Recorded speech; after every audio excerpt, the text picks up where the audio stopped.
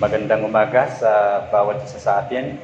Tayo ay marapat na magpasalamat sa Diyos dahil ang araw na ito ay tinipon niyang muli ang kanyang mga anak.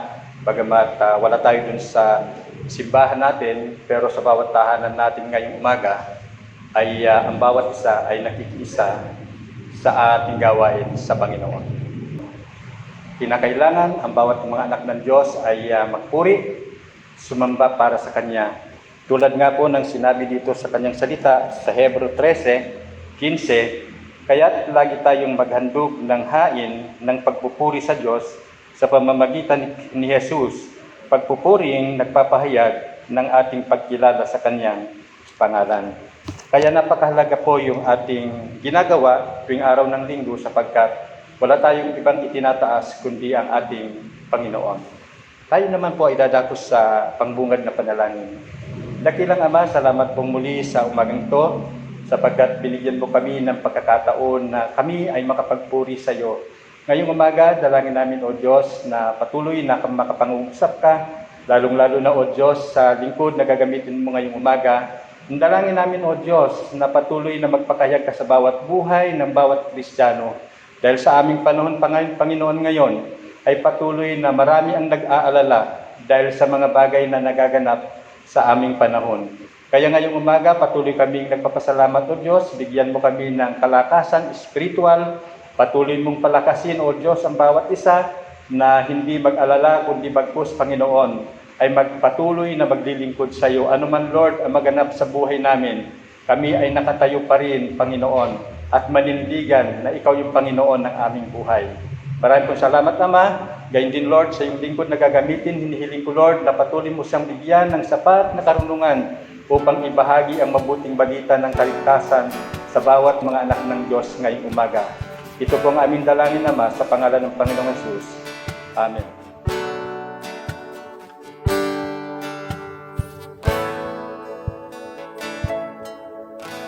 Pagising sa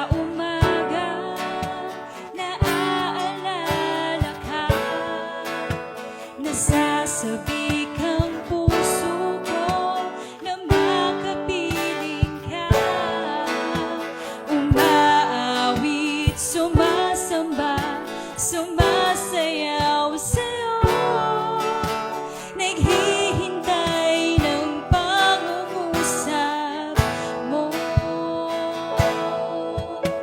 Pagising sa umaga,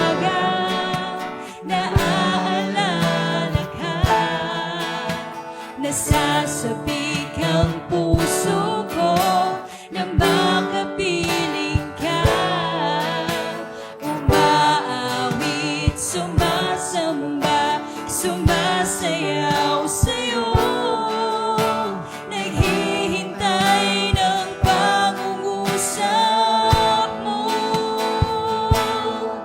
Ayaw kong magkulang sa kabanalan mo, ayaw kong magkulang sa kapangyarihan mo. Jesus, dakila ka, tanging sandigan ko, lakas ko ay nanggagaling sa'yo. Minsan pa, awitan natin ang Panginoon. Yes, sir, God. Pagising sa umaga, naaalala ka, nasasabi kang puso ko na makapiling ka, umaawit, sumasamba, sumasayaw sa'yo, naghihintay ng pangungusap mo. Ayaw kong magkulang sa kabanalan mo, ayaw kong magkulang sa kapangyarihan mo. Oh, Jesus, dakila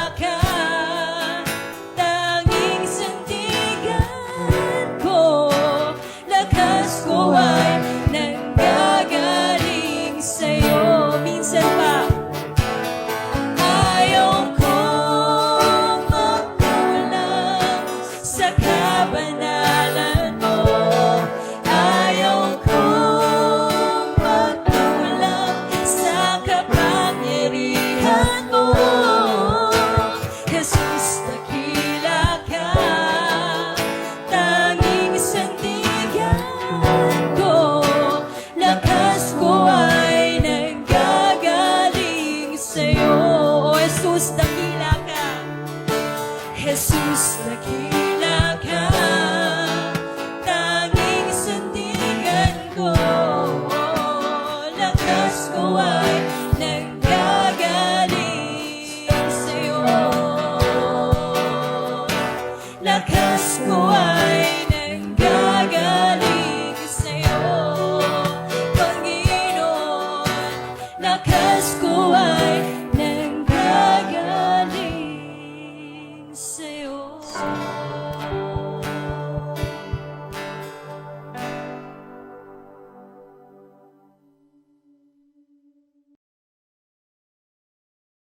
Mang Diyos na banal at makapangyarihan sa lahat, tunay nga po na ayaw namin magkulang, Panginoon, sa inyo, kapangyarihan. Sa umaga pong ito, patuloy po namin itinataas at tinadakila at niluluwalhati ang iyong pangalan sa aming kalagitnaan. Hayaan niyo po, Panginoon, na ang aming mga espiritu, Panginoon, ay malayang makapagbigay ng papuri, pasasalamat sa lahat ng ginagawa mo sa aming mga buhay. At hinihingi rin po namin ang pagpapatawad mo sa aming mga buhay at paglilinis mo, O God. Sa iyo po namin pinagkatiwala ang kabuuan ng gawain na meron kami, Panginoon, sa mga oras na ito.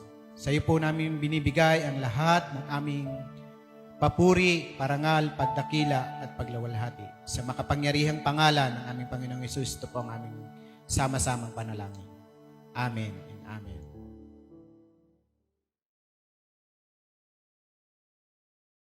Sama-sama nga po nating pag-alayan ng pagsamba ng ating Panginoon ngayong umaga. Hallelujah.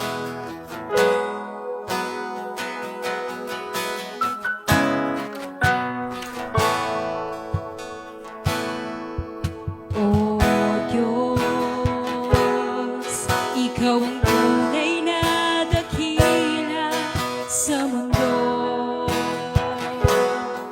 Ikaw ang haring nagmahal ng tulad ko.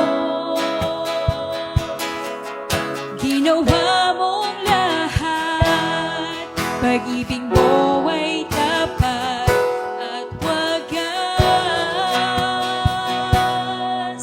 O Diyos, wala nang papantay sa kabutihan mo. Ang ngalan mo'y itataas sa buhay ko. Sundin ang loob mo, iparindig ang nais mo. Sa lahat ng panahon, Diyos ka sa amin. Sa lahat ng oras, nariyan para sa amin.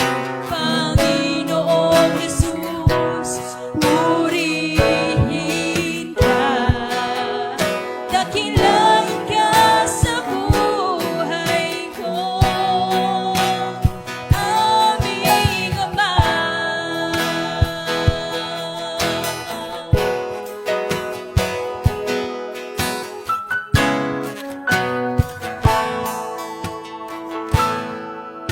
O Diyos, Ikaw ang tunay na dakila sa mundo. Ikaw ang haring nagmahal ng tulad ko. Sundin ang loob mo, iparinig ang nais mo. Sa lahat ng panahon, Diyos ka sa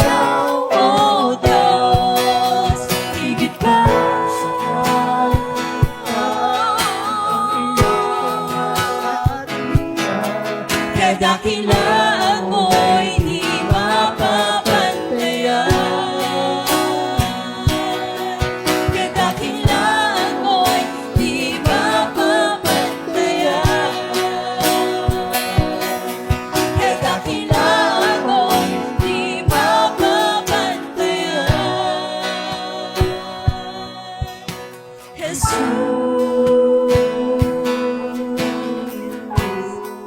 oh God. Jesus. Pinupuri ka namin, Panginoon.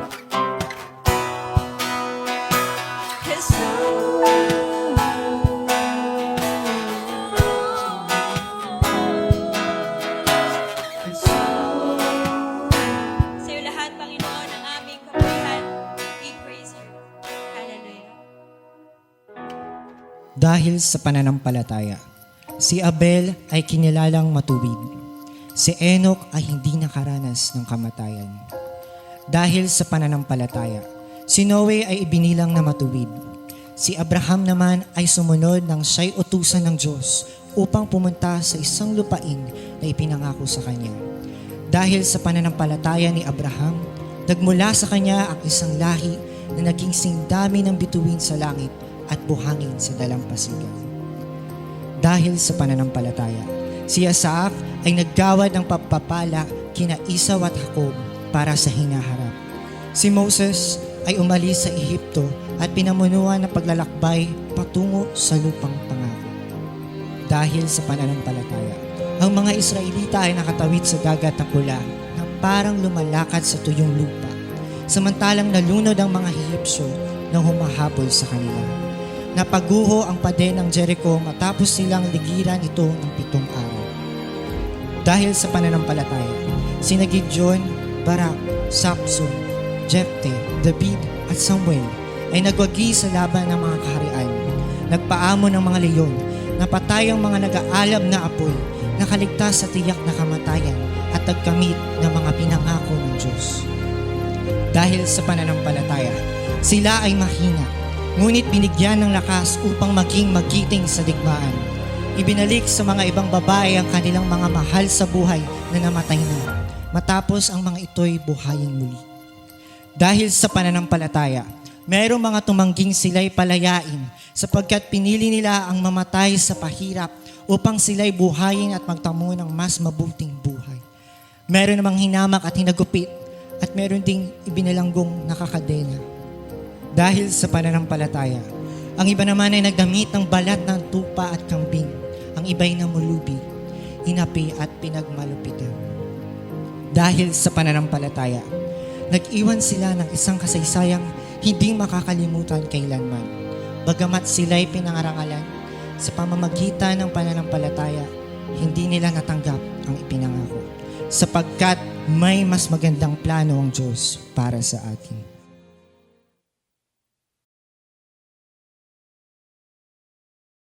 Ang pagbubulayan po natin sa araw po na ito sa salita ng Diyos ay matatagpuan pa rin po natin sa aklat ng Hebreo, Kabanata 11, mula po sa 32 hanggang 40. Dito po makikita natin, una, ang kamanghamanghang gawa ng Diyos sa buhay ng mananampalataya. At pangalawa, yung mga pinayagan ng Diyos na may hirap na karanasan sa buhay din ng mananampalataya. Ito po ang ating pagbubulayan. Ang kamanghamanghang gawa ng Diyos at ang mahirap na naranasan na pinayagan ng Diyos sa buhay ng mga tao. Na po, basahin natin yung kamanghamanghang mga gawa ng Diyos sa buhay ng mananampalataya. Ayon po dito, magpapatuloy pa ba ako? Kulang ang panahon para maisalaysay ko ang tungkol kina Gideon, Barak, Samson, Jepte, David, Samuel at mga propeta. Dahil sa pananampalataya nila sa Diyos, nagwagi sila laban sa mga kaharian. Namuhay silang may matuwid na pamumuhay at upang magkamit ng mga ipinangako ng Diyos. Nagpaamo sila ng mga leyon. Hindi po ba si Daniel, nung siya po ay inihulog doon sa kulungan ng leyon, ay hindi siya kinain? Hindi po ba kamangha-mangha iyon na bagay? Yung iba po naman sabi rito ay napatay ang naglalagablab na apoy. At alam po natin yung karanasan nila Meshach, Shadrach at Abednego ay naligtas sila maging po doon sa pagdaan sa apoy. Ito po ay kamanghamanghang gawa ng Diyos sa buhay po nila. Meron din po sabi rito, nakaligtas sila sa tiyak na kamatayan. Sila may hina ngunit binigyan ng lakas upang maging magigiting sa digmaan. Gaya ng binanggit kanina, sila Gideon, si Barak, si Samson, si Jefte. Marami po silang kahinaan, ngunit sa kapangyarihan ng Diyos at sa pananampalataya po nila ay marami po silang nagawa na kamanghamanghang bagay noong panahon nila. Sabi pa rito, kaya't natalo nila ang hukbo ng mga dayuhan at dahil sa pananampalataya sa Diyos, ibinalik sa ilang mga babae ang kanilang mga mahal sa buhay na namatay. Matapos ang mga ito ibuhayin na muli. Malala po natin yung balo sa Refat at maging po sa Shunem. Nung sa aklat po ng hari, sila po ay mga may anak na namatay ngunit muling nabuhay. Maging po sa panahon ng ating Panginoong Yesus. Noong dumalaw siya kay Mary at Martha at sinabi niya, manampalataya ka at makikita mo ang gawa ng Diyos sa mga himala ng Diyos. At alam po natin, si Lazaro ay nabuhay. Kaya marami pong mga kamanghamanghang gawa ang Diyos na hindi ka panipaniwala ng mga panahong yaon sa iba't ibang kapanahunan ng pananampalataya ng mga tagasunod ng ating Panginoong Yesus. Sa panahon din po na ito, masasabi rin natin may mga kamangha-mangha pa rin maaaring gagawin ng Diyos sa buhay natin. Nung panahon nga po nila, nung panahon ng kagipitan, nung panahon ng kahirapan, tumatawag ang Diyos sa mga tao para maipahayag niya kanyang mga himala at mga kamangha-manghang bagay. Nalala po natin si Gideon, di po ba? Na kahit po sila ay 300 lamang ay tinalo nila ang napakaraming mga kalaban. Ang Diyos ay tumatawag ng mga mananampalataya upang maging daluyan ng kanyang kapangyarihan at mga gawa sa iba't ibang kapanahunan. So sa panahon po natin ngayon, kahit sa panahon po ng pandemic, ay maaari tayong tawagin ng Diyos o tayo tinatawag ng Diyos para gampanan ang anumang maaari nating gagawin para po sa gawain ay tinalaga niya sa atin. Kaya po yung mga kabataan sa pag-aaral nila ngayon, kahit mahirap, wala pong face-to-face at kailangan po nila ng sa online lamang. Ngunit kung may pananampalataya tayo sa Diyos at may determinasyon, ay pwede po nating malampasan ito. Sa mga magulang na nagtatrabaho sa ngayon, napakahirap po sa panahon natin. Ngunit maring makagawa ng kamanghamanghang bagay ang Diyos sa buhay po ninyo, buhay natin, kung tayo mananampalataya sa Kanya. So sa lahat po ng panahon, maring ating mga church workers na napakahirap po maglingkod ngayon sa Diyos dahil po sa pangamba at panganib ng coronavirus. Ngunit salamat po sa Diyos na sa biyaya niya ay kaya nating gawin ang mga pinapagawa niya sa atin. At tayo po ay may bibilang sa mga masasabi rin nating mga magigiting na mananampalataya na tumupad sa tawag ng Diyos upang makita ang mga gawa ng Diyos sa buhay po natin. So patuloy po natin itong i-claim sa ating mga buhay, sa ating pong paglilingkod ngayon. Manalangin natin na maraming mga kamanghamanghang bagay ang maranasan pa natin sa buhay natin kahit sa panahon ng kahirapan sa ngayon. Ang pangalawa po nating makikita dito ay yung mga matitinding paghihirap na pinayagan ng Diyos sa buhay ng mananampalataya. Mapasahin ko po sa inyo ang mga sumunod na talata dito sa Hebrews 11 verses 35 to 39. Sabi po rito, mayroon namang hinamak at hinagupit at mayroon ding binilanggong nakakadena. Na po natin si Jeremiah, ang propeta Jeremiah at maging po si Jose sa lumang tipan ay nabilanggo at posibleng kinadena sila. Maging po sila Apostol Pablo at Silas ay kinadena o ng mga panahon nang sila ay nasa bilangguan. Ang iba naman ay pinagbabato. Mayroon po tayong mga mananampalataya na kagaya po ni Esteban, siya po ay binato hanggang mamatay. Hindi po ba napakatinding paghihirap yung pinayagan ng Diyos na mangyari sa kanyang buhay kahit na siya isang mananampalataya sa Panginoon. Yung iba po naman sabi rito, nilagari sa dalawa. Sinasabi po na si Isaiah nung panahon ng Haring Manase siya po, ito po ang parusa at sinasabi po sa mga paniniwala na si Isaiah ay nakadanas po ng ganito nang siya po ay nilagari ng pati. May iba po naman ay nagdamit ng balat ng tupa at kambing. Mga balat ng hayop ang kanilang ginamit. Naalala po natin si Juan Bautista na ganito ang kanyang kasuotan. Ang iba ay namulubi, inapi at pinagmalupitan. Hindi karapat-dapat sa kanila ang daigdig. Nagpagalagala sila sa mga ilang at kabundukan. Nagtago sila sa mga yungib at lungga sa lupa. Kaya po ng mga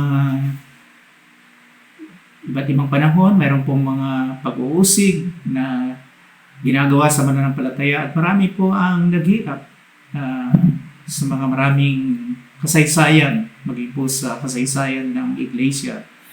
Marami pong nasunog, sinunog, napakain sa leon at naging napakahirap ng kanilang buhay dahil sa pananampalataya nila sa Panginoon. Kaya po yung mga dinaranas natin ngayon ng mga kahirapan ay napakaliit lamang po kumpara doon sa panahon ng mga binabanggit dito sa aklat ng Hebreo, mga naranasan nilang kahirapan. At ang dahilan nga po ay dahil sa pananampalataya nila sa Diyos. Kaya dito rin po mapasok po yung bakit ba naghihirap kuminsan ang tao? Marami pong dahilan, kuminsan dahil po sa parusa ng Diyos sa kanila, kuminsan po naman sariling gawa ng tao. Siyempre kung tao po ay hindi maingat, maaari siyang maaksidente at maghirap.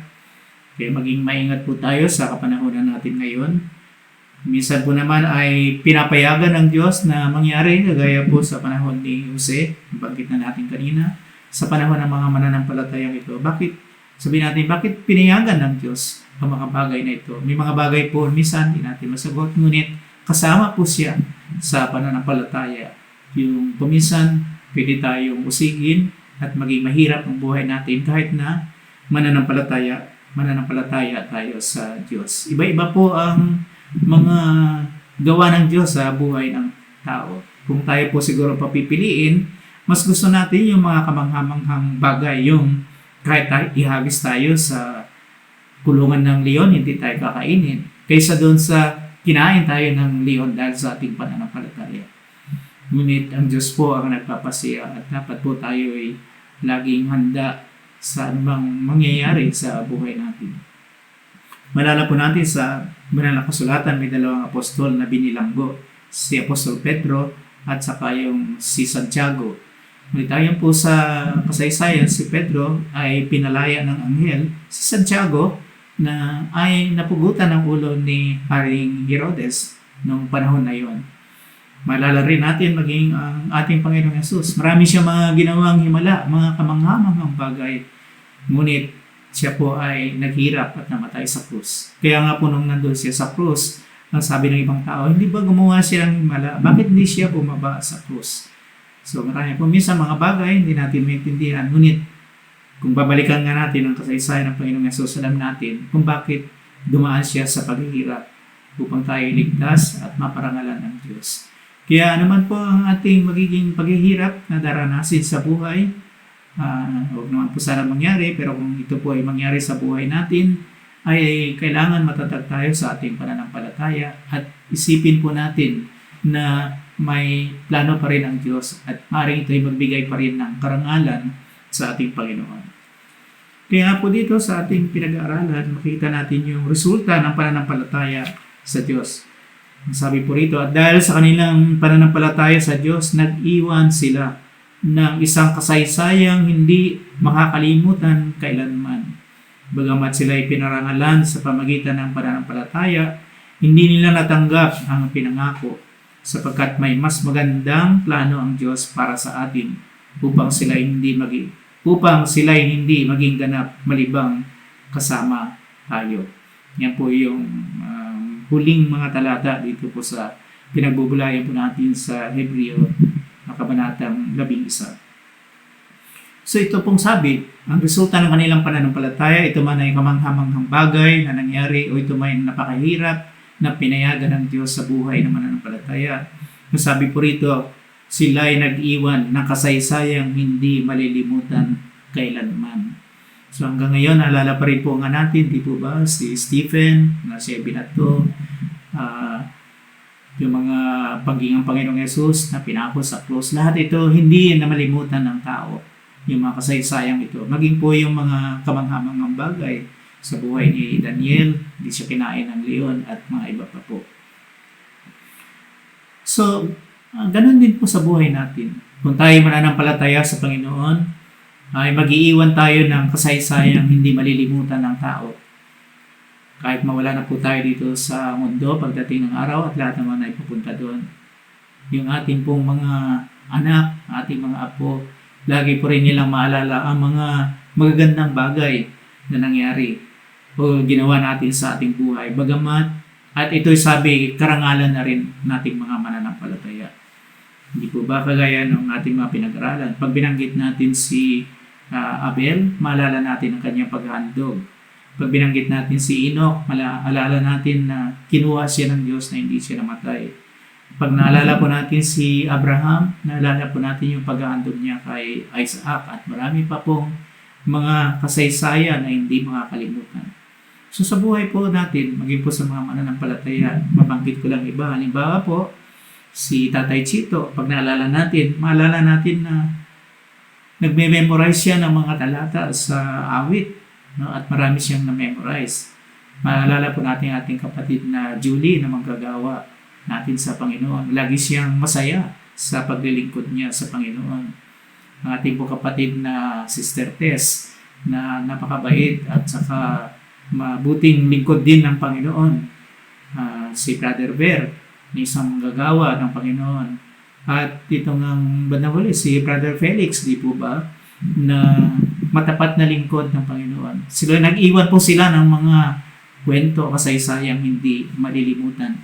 At ito'y dahil sa kanilang pananampalataya sa Panginoon.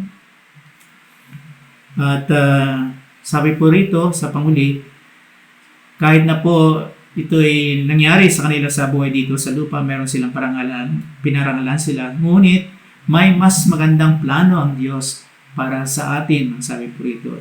At yun magiging ganap balang araw pag magkakasama na tayo sa kanyang kaharian. Ito po ang kaganapan ng ating pananampalataya sa Panginoon. So muli-ulitin natin ano man ang mangyari sa atin dito sa lupa.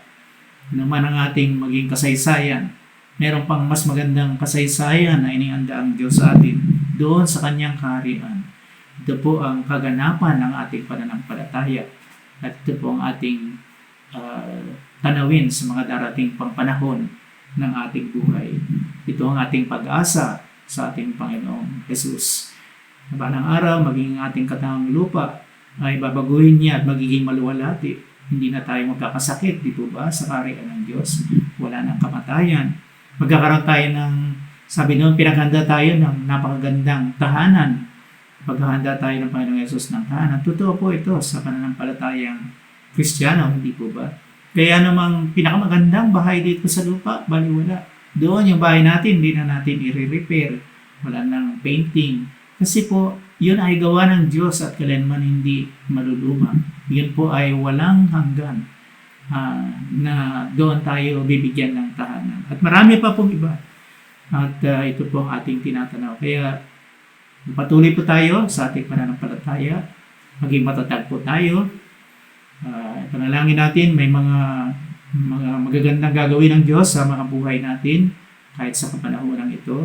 Minsan nga po nakita ko yung mga nanay nagtuturo sa kanilang mga anak. Napakaganda po niyan. Yung pagbabago ng ating buhay ay kamangha-mangha din. Ngunit kung dumating man ang pagsubok, maging matatag tayo, magpatuloy tayo sa Panginoon hanggang sa huling sandali ng ating buhay gaya ng mga mananampalataya dito. Pagpalain po tayo ng Diyos. Napakabuti mo, aming Diyos Ama. Iyong nilikha'y luluwalhating ka.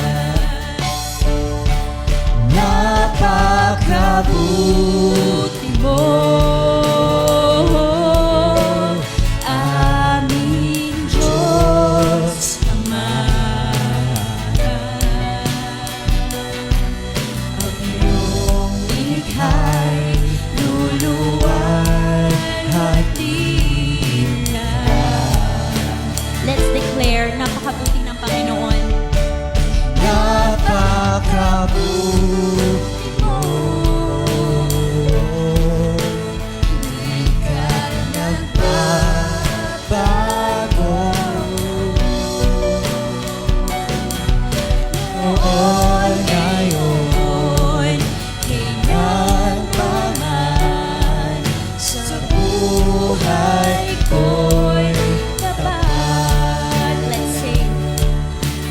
Hallelujah. At napakabuti mo. aming Diyos Ama, ang iyong nilikhay, luluwalhati ka. We praise you, Lord. At napakabuti mo, hindi ka nagbabago.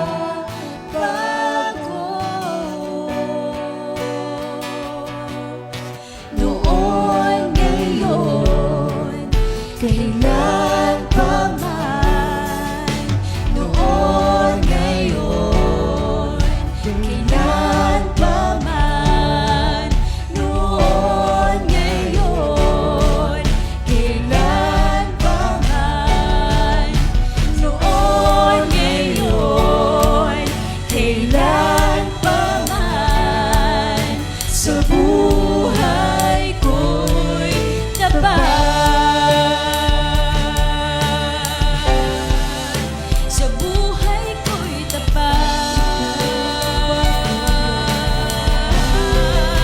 Sa buhay ko'y tapat. Pinupuri ka. We worship you, Lord.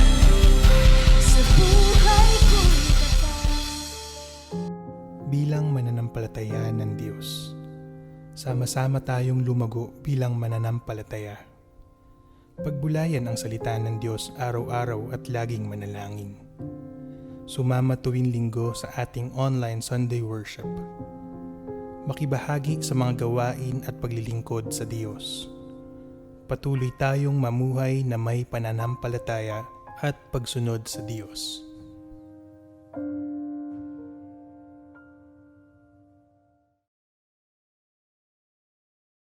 Maraming Diyos, salamat po.